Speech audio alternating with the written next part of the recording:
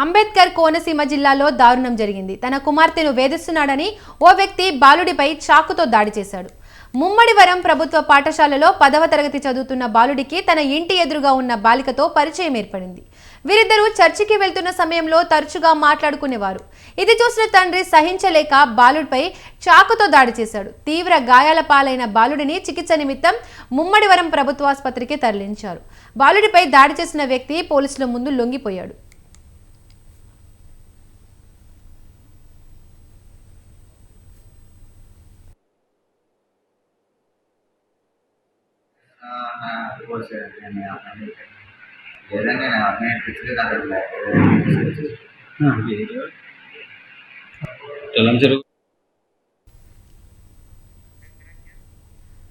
ఈ అంశంకి సంబంధించి మరింత సమాచారం మా కరెస్పాండెంట్ చక్రధర్ అందిస్తారు. చక్రధర్, చెప్పండి.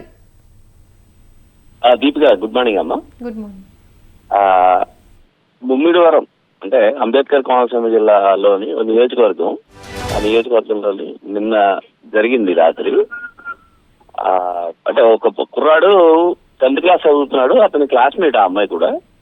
వీళ్ళిద్దరూ తరచుగా చర్చికి వెళ్తున్నప్పుడు అది రెగ్యులర్ గా మాట్లాడుకుంటారు. వాళ్ళిద్దరికి మధ్య ఏమున్నాయి ఏంటి అనేది ఎవరికి తెలియదు. లేవు కూడా అంటున్నారు, ఎలాంటి అంటే వేరే ఏమీ లేవు అంటున్నారు. కాకపోతే ఆ అబ్బాయి తన కుమార్తెతో రోజు మాట్లాడుతున్నాడు అనే కోపంతో వాళ్ళ ఫాదరు, ఆ అమ్మాయి ఫాదరు నిన్న బ్లేడ్ తో దాడి చేశాడు.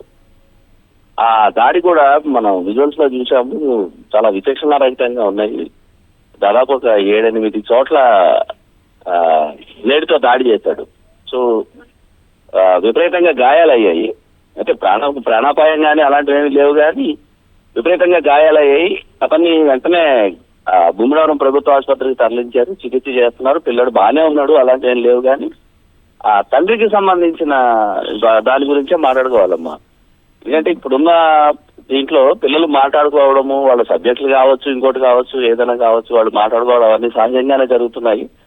అలాంటి టైంలో అతను తట్టుకోలేక కూతురుతో మాట్లాడడం తట్టుకోలేక అమ్మాయిని, ఆ పిల్లాడి మీద దాడి చేయడం జరిగింది.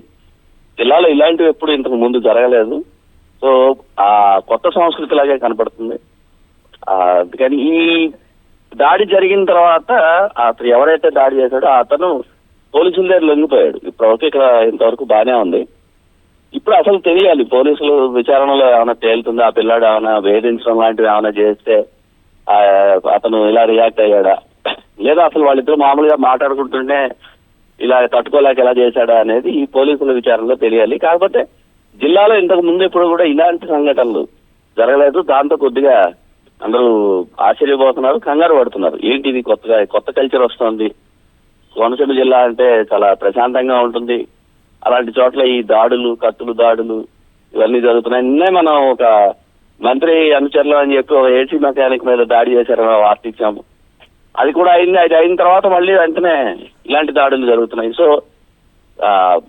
మన మనుషుల మీద మనుషులు దాడి చేసుకునే సంస్కృతి కోనసీమ జిల్లాలో పెరుగుతోంది.